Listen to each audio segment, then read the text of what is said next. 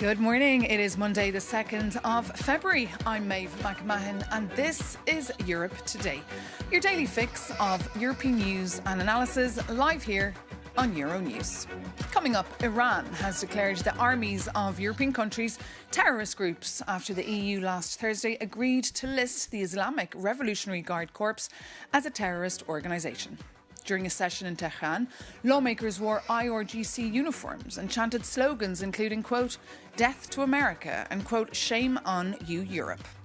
Meanwhile, calls are growing inside Iran for an inquiry into the number of people killed during recent protests, which were met with a violent crackdown. Let's get up to speed with Euronews' Stefan Kobe, who's following the situation for us. Good morning, Stefan. Good morning, Maeve. Tell us, what are the consequences of this going forward? Well, there are no immediate practical consequences. This was a rather symbolic move by the Iranian government that will certainly not scare the bejesus out of European governments. It was designed to impress a domestic Iranian audience. And just the way it was delivered, it wasn't just a press release or an answer to a question in a press conference. It was very publicly delivered during a session of the Iranian parliament. And the speaker of the Iranian parliament delivered this, what he thought was a stern warning to Europeans. Let's have a listen. Armies of European countries are considered terrorist groups, and the European Union is responsible for the consequences of this decision. By seeking to strike at the Guard, which itself has been the greatest barrier to the spread of terrorism to Europe, Europeans have in fact shot themselves in the foot and once again, through blind obedience to the Americans, decided against the interests of their own people.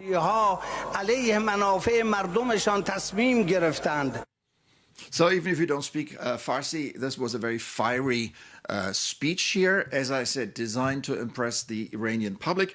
If we talk about consequences, I mean, not even the declaration of the Iranian Revolutionary Guard as a terrorist organization by the Europeans will have, profound consequences. It will have asset freeze, a travel ban, these kinds of things that are already in place as part of the larger sanction regime that the Europeans have slapped on Iran many years ago. And meanwhile, Stefan, bring us up to speed on the diplomatic efforts over the weekend to cool down the situation. Well, absolutely. There was a very intense diplomatic activity over the weekend. Why is that so? Because of the strong military buildup by the United States. This is the reason here. Donald Trump has stepped up his rhetoric last week. He has sent naval units to the Persian Gulf. There are now at least 10 big warships, according to the U.S. Navy, in the region. And he said during the weekend that, yes, there might be a way to negotiate peacefully, to have a diplomatic solution to this. And everybody in the region is hoping for that this will happen. The Qatari prime minister was in Tehran on the weekend. There was a telephone call between the Egyptian president with his Iranian counterpart. So all these mediators try to bring the U.S. and Iran closer together to avoid a military strike, which the President Donald Trump is still, contemplating, although he doesn't say so. The big question for us is here: does Iran, as they have announced, does Iran have the capacity, the military capacity, to strike back? I mean, they have rebuilt their missile arsenal since last year's short war against Israel. We're a little in the dark here whether they do have the capacity to strike the U.S. And of course, the U.S. is now very much present in the region. And the more you expose yourself, the more you sort of invite a counterattack. So this is going to be a tricky question for the days and weeks ahead. Okay, Stefan Kobe, we're keeping, of course, a very close eye on that here at Euronews. Thank you so much for that update. Well, now, coming up, we'll be joined by Ignacy Chimczycki, the State Secretary at the Ministry of Foreign Affairs of Poland, responsible for EU affairs. Ignacy Chimczycki oversees Polish interests in the European Union and is actually in Paris today for talks with the OECD. So we can bring him in fact, for there. Good morning. Thank you so much for speaking to us. First, your reaction to the latest statements. Thank you for having me. Great to have you with us. Just first, your reaction, please, to the latest statements from Iran that European armies are, quote, terrorist groups. How would you respond to that? It's obviously absurd, but it's mainly a propaganda move. As your colleague said, it doesn't really have any practical implications. So I don't think this will in any way change our position. I'm very happy to see the EU united, expressing solidarity with the Iranian people. It's quite clear the actions by the Iranian regime cannot go unanswered. The European Union just last Thursday putting the Revolutionary Guard as a terrorist organisation. What impact will this have, do you think? Well, first, it's a travel ban for the whole organization. So whoever is associated with the organization cannot come to Europe. Most importantly, it's also an asset freeze.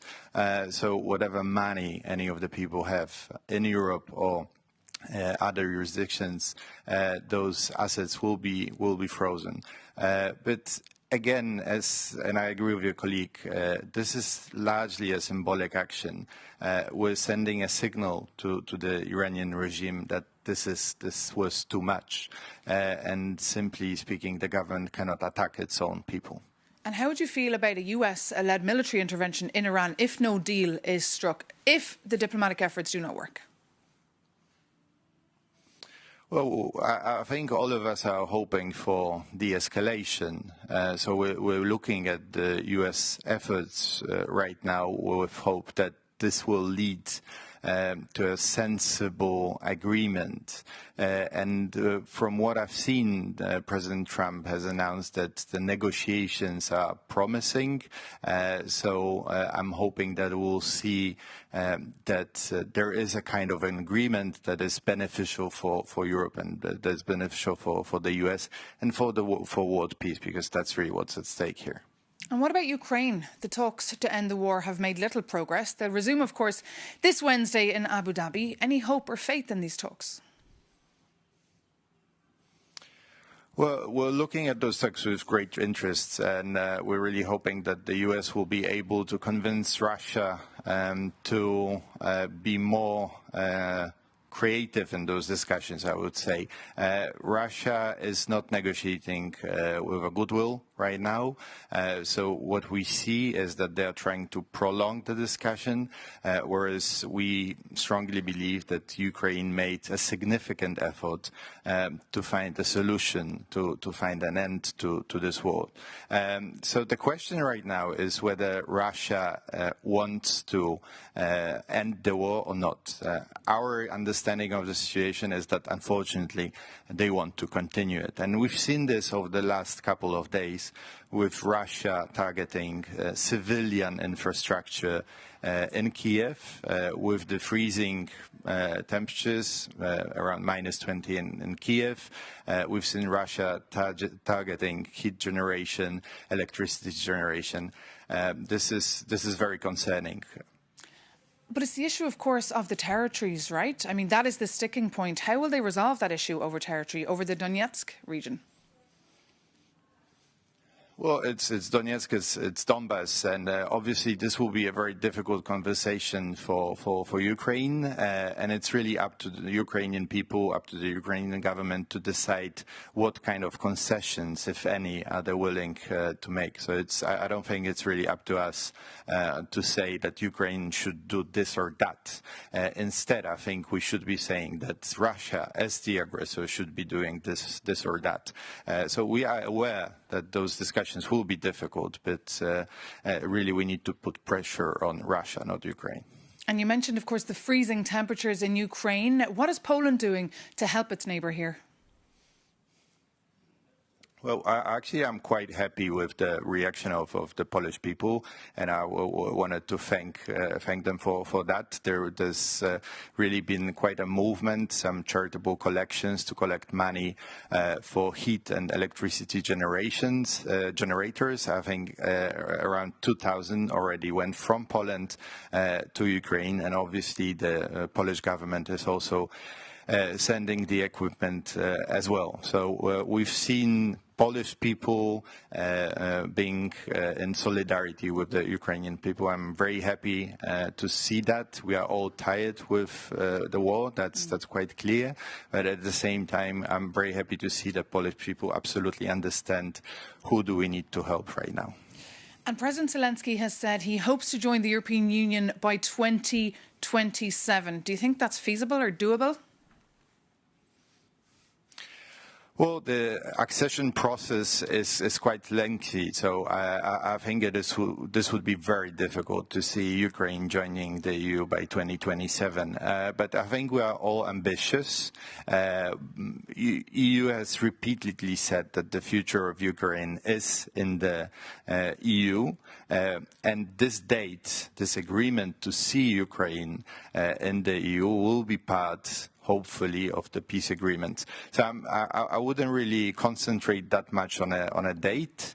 I'd concentrate more on the fact of Ukraine joining the EU. Okay. But even if it's not 2027, I think it could be soon. Okay, State Secretary, thank you so much for joining us live this morning from the French capital.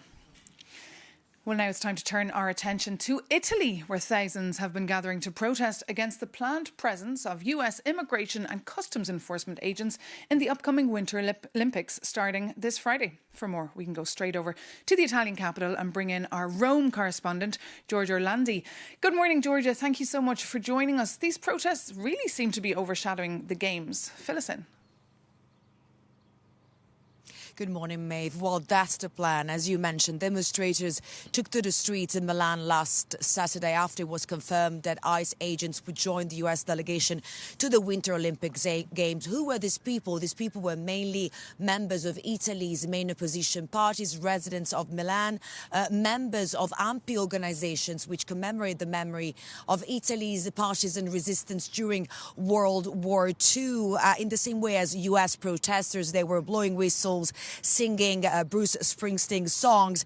And we also heard from Giorgia Meloni, who recently said, she finally spoke out saying, quote, that it's contradictory that these are the same people who demand that the US do more to defend Europe. But we also understand that the main argument behind the protests is the fact that somehow Meloni is perceived as too accommodating towards the US and US President Donald Trump. We also know that those ICE agents, according to the US Department of Homeland Security, would not be carrying out immigration enforcement operations on the ground, specifically in foreign countries. But despite all these assurances, the protest continues. More rallies have already been planned in the next few days.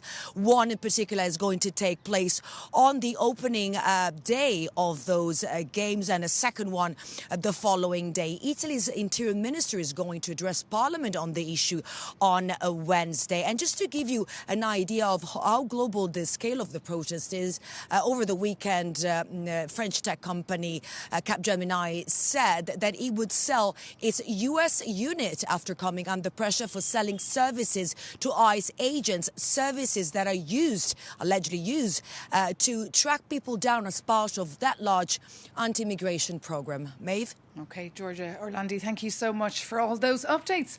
And we've seen as well the International Olympic Committee has admitted it's distracting and, quote, sad that the build-up to the events has been dominated by the deployment of ICE agents and also the appearance of the Los Angeles 2028 chair, Casey Wasserman, in the Epstein's files. You might have noticed this weekend the US Justice Department dropped millions of files related to the late child sex offender Jeffrey Epstein. And some European names have surfaced too. For more on this story, let's bring in Euronews' Alice Tidy. Good morning. Good morning. So just fill us in on the European angle here to these Epstein files. Yes, so we had two political resignations this weekend over this release, this latest release from the US Department of Justice.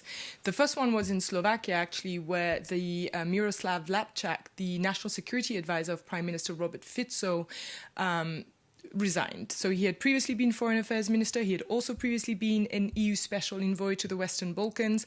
And what the latest files show is a text exchange that he had in 2008 with Epstein prior to a meeting actually with Russian Foreign Affairs Minister Sergei Lavrov, in which the two men discuss women.